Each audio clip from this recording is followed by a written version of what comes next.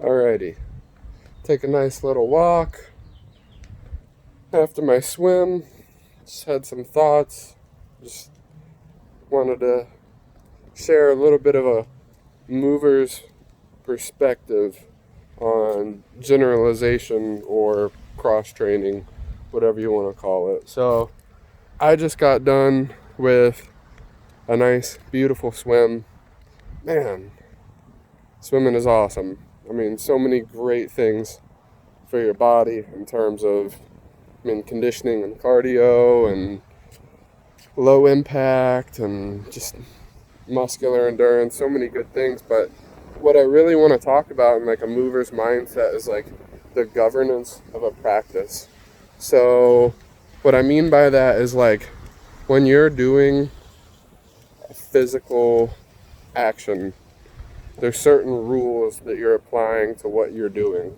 So if you're lifting weights, the rules are you want to maximize your output, whether that be in volume, whether that be in intensity. That's just another word for like weight or how many times you're going to lift a certain weight. So those are the rules. So in swimming, right, you want your head down, you want your head in the water. That means that you can swim farther faster, okay? Because when you come up to breathe, you have to take a break in your stroke, all right? So during that time, or what I mean is that's a rule that's forcing you to work your breathing. The only reason your head comes up is so you can breathe. So that's a rule that's going to force breathing to be harder for you. And I mean, that there's nothing like that you're going to do consciously outside of swimming that is going to force you to breathe that hard, that deeply, while under muscular endurance. I mean, there's nothing that's going to do that for. I mean, you can put on one of those like face shield, like breath mask thingies. They call them altitude simulators. Not what they do, but whatever. I mean, even like an O2 trainer or like the Wim Hof method, it's just not the same. It's not the same. Another example of that is like, off the top of my head, is like soccer, where there's an uncontrollable variable of when you have to run and when you don't have to run. And that variable could be constant.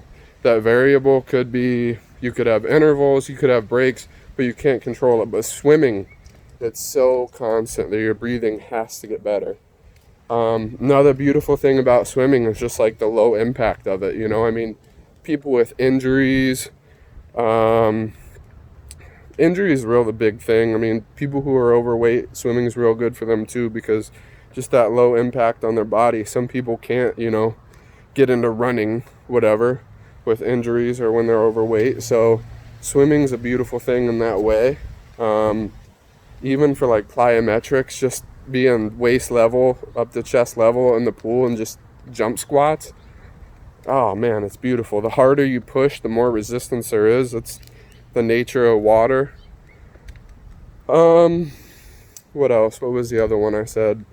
I mean, muscular endurance, obviously. I mean, but again, that's just like a mover's perspective, a cross trainer's perspective on how swimming can be good for you. And I mean, every sport has these governing rules that will dictate that you improve a certain part of your body, the movement in your way, the way your body moves somehow. So like tricking, for example, right? Like tricking is going to force you to learn the concept of centrifugal force. It's going to force you to learn the axis of your body. So for example, if you do judo, right? Learning that centrifugal force and learning about axis will teach you better how to throw judo throws. Like you're just going to understand. There's no,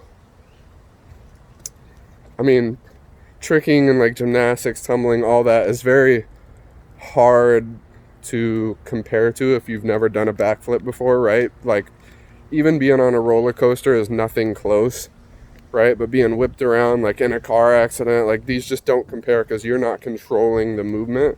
But when you can understand how to throw your body and whip your body into rotation, it's it adds another layer. There's a video of Hickson Gracie getting, I